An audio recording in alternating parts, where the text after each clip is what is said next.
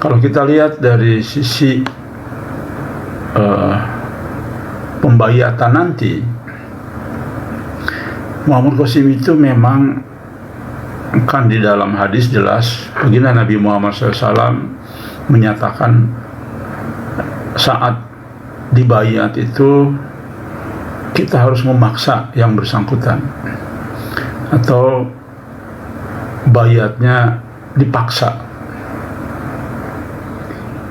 Ini sebetulnya mengisyaratkan, mensimbolkan, memberitahukan kepada kita bahwa perjalanan Al-Mahdi Muhammad Qasim itu memang dari awal sampai akhir perjuangan di fase kedua, mungkin ya, saya anggap fase pertama penyabaran mimpi, fase kedua itu benar-benar bergerak di lapangan, ya.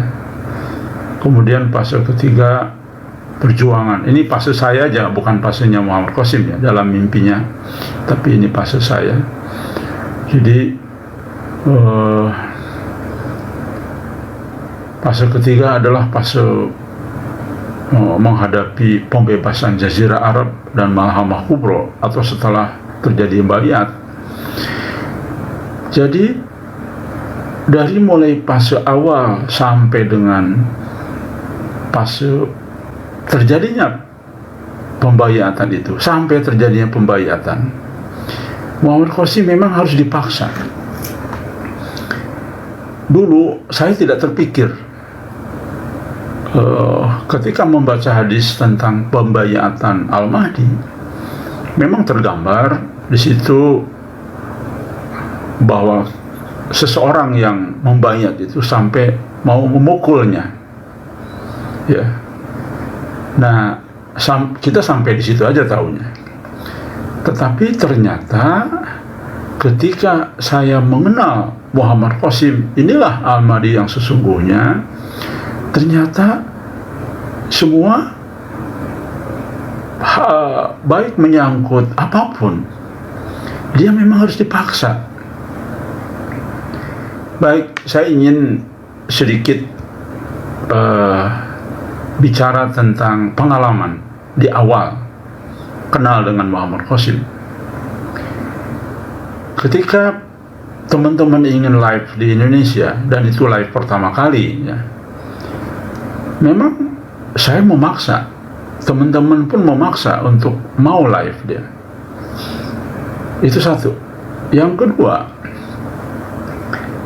saya melihat bahwa telah terlihat, semakin terlihat ketika Muhammad Qasim itu masih belum menjalankan berbagai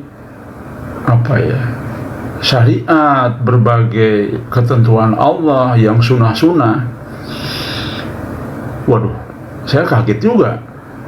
Ternyata beliau ini sepertinya harus Allah paksa untuk berubah. Dan maka kita jadi ingat beberapa mimpinya, jelas Allah sangat jelas banget ya dalam mimpinya itu, bagaimana Allah selalu terkesan, tersirat memaksa Muhammad Qasim. Ia memaksa untuk keluar dari kegelapan, memaksa untuk kembali ke yang Allah kehendaki, atau katakanlah pokoknya mimpi-mimpi yang dia itu bekerja menjalankan tugas seolah-olah selalu terpaksa, ya, tergambarlah. Namun disitulah Allah menunjukkan kasih sayangnya.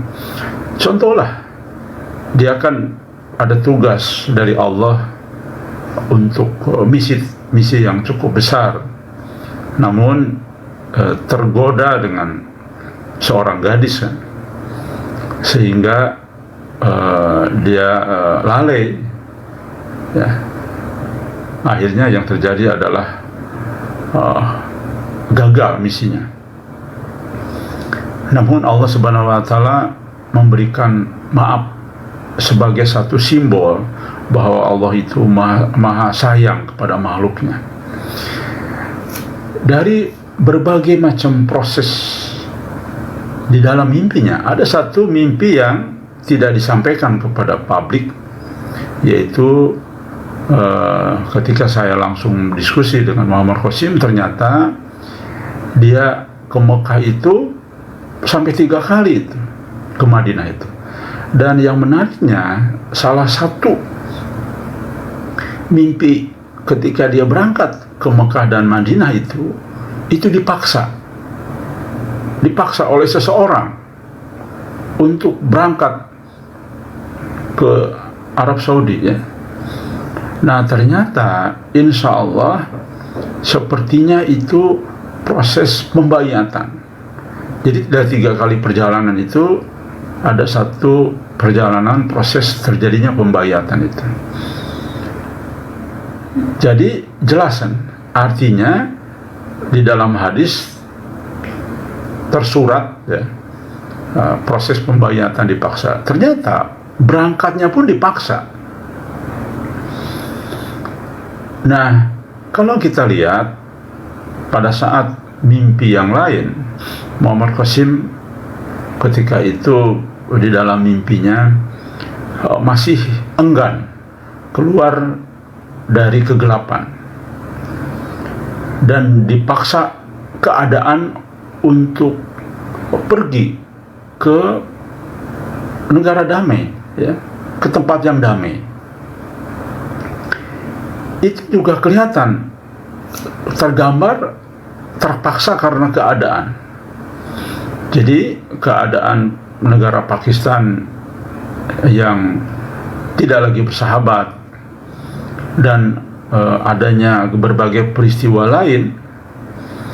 Nah, itu menunjukkan dia pun nanti akan dipaksa untuk berangkat ke negara damai yang insya Allah saya yakin antara Indonesia dan Malaysia, ya. Rekan sekalian, mudah-mudahan ini segera terwujud mimpi ini, karena situasi di Pakistan ya sudah memenuhi ya syarat juga, apalagi kita tahu keadaan Muhammad Qasim saat ini, ya. Saya alhamdulillah walaupun sudah hampir 2 tahun, ya, sementara tidak berkomunikasi dulu, itu tahu informasi-informasi yang terdalam keadaan Muhammad Qasim saat ini. Dan memang keadaan saat ini memaksa harus memaksa beliau memang harus segera mewujudkan salah satu mimpinya. Dan insya Allah saya sangat yakin bahwa Muhammad Qasim akan Allah berikan lagi mimpi yang lebih detail, bahwa memang beliau harus segera ke negara damai itu, ya. Nah, jadi ini terlihat dari mulai ujung ending ketika proses dibaiat. Kalau kita tarik mundur ke belakang, sepertinya hidupnya memang untuk menjalankan tugas ini dipaksa. Hampir semua prosesnya dipaksa. Jadi sepertinya tidak ada keinginan menerima tugas ini dari Allah. Sepertinya tidak ada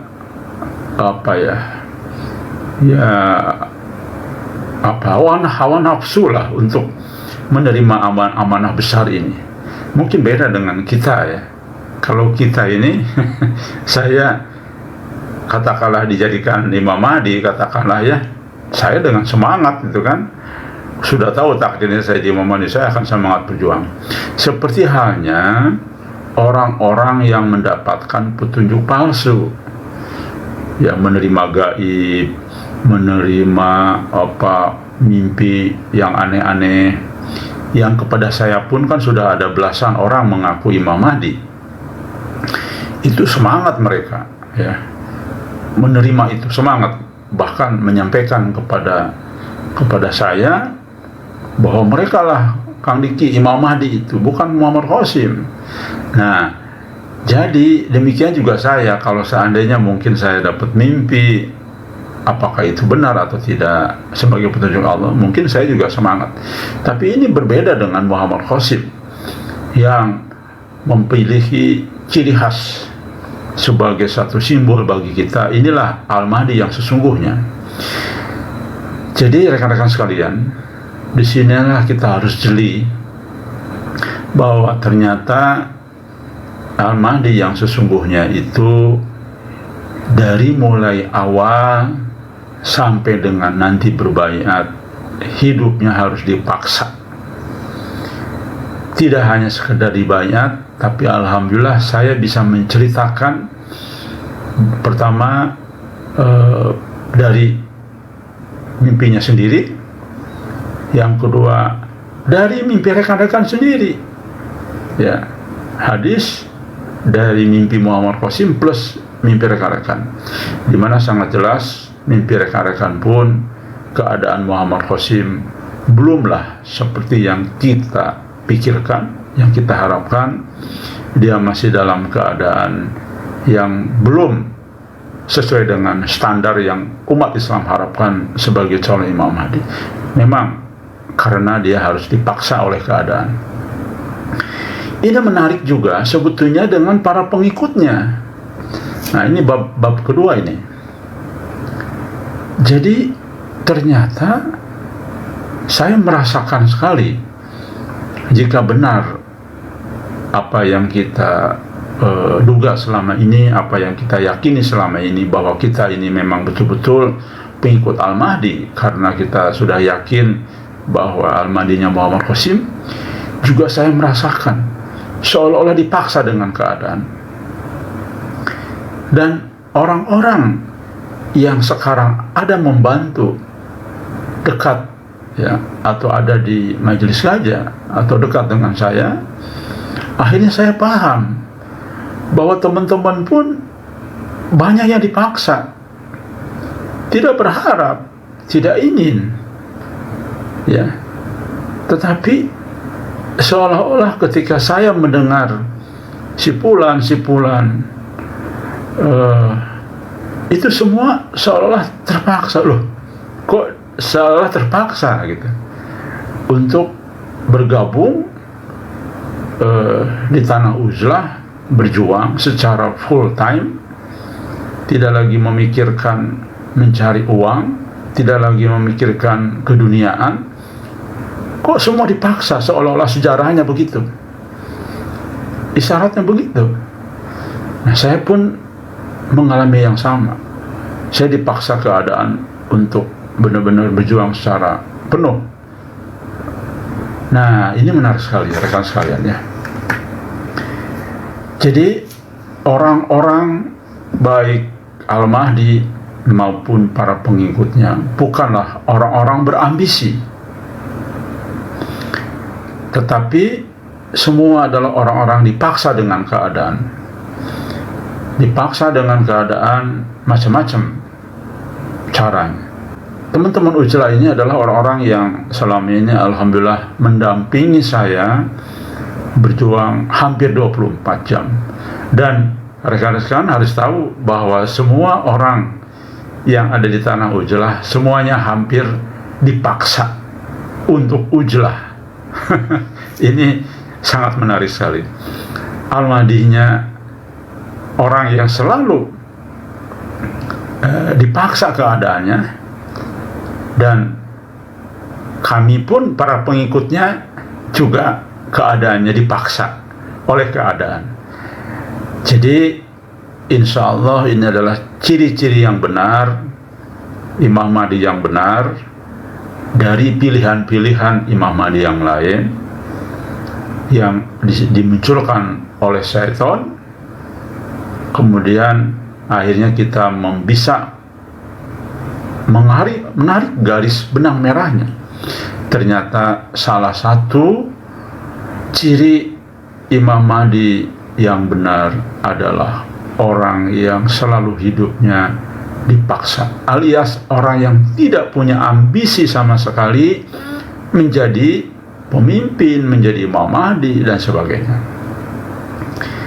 Rekan sekalian, ada satu hal yang menarik. Mari kita, ini bab ketiga ya, mari kita lihat hadis dari Bani Tamim.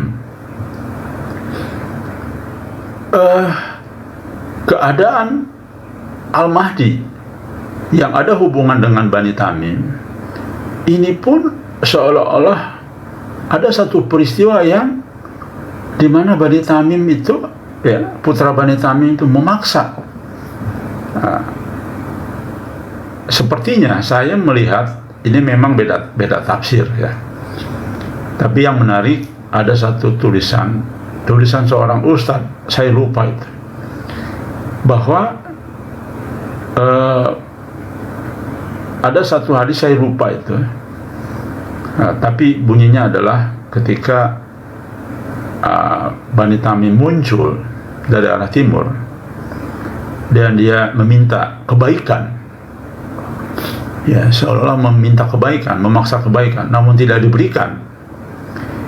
Itu sebetulnya ada yang menafsirkan ini adalah meminta kebaikan kepada Al-Mahdi atas sebuah peristiwa, gitu ya. Nah, bisa jadi tafsir itu benar. Namanya tafsir ya, beda-beda pendapat lah. Saya kira wajar-wajar saja. Namun setelah saya coba merenungkan, sepertinya benar juga itu, bahwa putra Bani Tamim itu meminta kebaikan kepada Al-Mahdi, ya, meminta kebijaksanaan, meminta apa ya? Ya, kebijaksanaan atas perilakunya, ya. Dan itu bisa jadi adalah merupakan tafsir yang benar. Jadi kemunculan Bani Tamim, kemudian dia meminta kebaikan lalu tidak diberikan, dan akhirnya Bani Tamim itu berjuang sendiri, ya. Artinya tidak bersama-sama dengan Al-Mahdi, namun justru Bani Tamim ini berhasil dalam perjuangan ini. Nah, ini satu rangkaian jika benar bahwa itu ditafsirkan, dikaitkan dengan minta kebijakan, minta keadilan kepada Al-Mahdi. Ini menunjukkan sikap dan sifat Al-Mahdi yang sesungguhnya, yang memang apa ya, entah itu disebutkan barangkali kurang bijaksana, atau mungkin ada sesuatu sifat yang barangkali yang kita tidak pahami, ya, sehingga putra Bani Tamim itu harus meminta keadilan kepada sosok Al-Mahdi ini. Jika tafsir dari seorang ustadz penulis itu adalah demikian benarnya. Tapi rekan-rekan sekalian, ini menarik. Saya mengalami sendiri, di mana memang saya melihat keadaan Al-Mahdi yang sesungguhnya saat ini adalah sangat manusiawi banget. Saya memang juga pernah memaksa. Jadi ini tema memaksa, khusus kita membahas satu poin penting. Mudah-mudahan ini menambah keimanan kita, menambah keyakinan kita bahwa bagi orang-orang yang masih ragu, kalau saya sih sudah yakin 100% ya, kepada teman-teman yang masih ragu. Jadi ini informasi bab terakhir ini menjadi satu penting, bab keempat ya. Saya benar-benar telah mengalami satu kenyataan pahit, di mana saya pernah memaksa Muhammad Qasim untuk sadar bahwa perilakunya tidaklah baik. Ya, bisa dibayangkan rekan sekalian. Kami kan ingin menjaga dia, ya, dari berbagai macam isu-isu yang belum tentu benar atau virus-virus yang mengganggu perjuangan ini. Dia memang orang yang riwayat hidupnya harus dipaksa, dan saya adalah orang yang punya pengalaman sangat mendalam, berkali-kali memaksa Al-Mahdi ini, ya. Saya kan cita-cita hanya ingin mati di Ghazwah. Itu pun saya bisa sendiri, ya, tidak perlu harus melalui Al-Mahdi. Jadi keyakinan saya hanya kepada Allah, karena ini semua adalah hanya takdir Allah, bukan karena Al-Mahdi. Saya menjalani takdir ini bukan karena Al-Mahdi, tapi karena Allah. Jadi saya tidak khawatir sampai kapanpun dia memusuhi saya karena ini. Pertama, karena saya merasa 100% saya yakin benar sesuai dengan tuntunan Allah dan baginda Nabi Muhammad SAW di dalam rangka tabayun, benar harus begitu, ya. Bahkan bermusyawarah dulu dengan Dewan Penasehat, memutuskan sesuatu, musyawarah dulu, mengambil saksi, ya, meminta bukti-bukti, dan sudah lengkap. Tetapi sekali lagi, Al-Mahdi sedang dalam keadaan tertutup topeng Dajjal. Dan rekan sekalian, terakhir kita ingat mimpi Muhammad Qasim pun, dia tidak sadar bahwa dia sedang tertutup topeng Dajjal, tidak sadar sedang tersihir topeng Dajjal. Tetapi dia disadarkan, diingatkan oleh temannya. Nah, makanya surat itu pun saya aplikatifkan. Selama ini tidak ada yang berani sama dia. Selama ini tidak ada yang berani kepada Muhammad Qasim. Memang saya lihat tidak ada yang berani. Semuanya nurut, termasuk Awais dan sebagainya kan. Tetapi saya coba berani. Kenapa tidak berani? Dia dalam keadaan salah jalan, masih dalam kegelapan, sesuai dengan mimpinya. Ternyata benar nih, masih dalam keadaan kegelapan, salah jalan. Nah, saya ingatkan dia, saya yakin masih tertutup topeng Dajjal. Setelah mengenal 6 bulan ketemu, ini kelihatannya masih tertutup topeng Dajjal ini Muhammad Qasim, sesuai mimpinya kan. Dan ternyata di dalam baris terakhir justru temannya yang harus mengingatkan bahwa dia sedang tertutup topeng Dajjal. Maka surat itu bagian dari pengejauhantahan untuk melaksanakan mimpi tersebut, yaitu mengingatkan dia, bro, ente itu masih tertutup topeng Dajjal, di wajah ente itu masih topeng Dajjal. Ini bukan Al-Mahdi yang sesungguhnya, karena Al-Mahdi yang sesungguhnya harus bijaksana, harus segala macam, karena akan mengayomi umat. Itu kira-kira lah pesan saya. Dan ternyata mimpinya benar juga, terlaksana juga mimpinya, terbukti. Setelah itu, karena dia masih terbukti topeng Dajjal, teman-temannya banyak yang meninggalkannya. Itu sesuai dengan mimpi dan terbukti. Setelah itu banyak orang yang balik kanan, ya, tidak sedikit, bahkan orang-orang yang hebat-hebat berjuang di awal, bahkan ada beberapa tokoh balik kanan, tidak percaya lagi kepada Al-Mahdi. Itu sesuai dengan mimpi. Nah, saya kira demikian rekan sekalian. Saya ingin menggambarkan poin pada pagi ini adalah Muhammad Qasim atau Al-Mahdi memang hidupnya dari awal sampai nanti harus dipaksa. Dan tolong catat, yang memaksa, yang berani memaksa itu adalah orang yang sudah berani bertentangan dengan dia. Tidak mungkin orang-orang yang samina wa tona itu berani memaksa, ya. Berarti insya Allah sesuai dengan banyak mubasyirat bahwa hanya orang-orang mayoritas, ya, bukan hanya yang sudah ada dalam mubasyirat, banyak orang-orang gajah yang berani untuk memaksa Muhammad Qasim nanti di Bayat.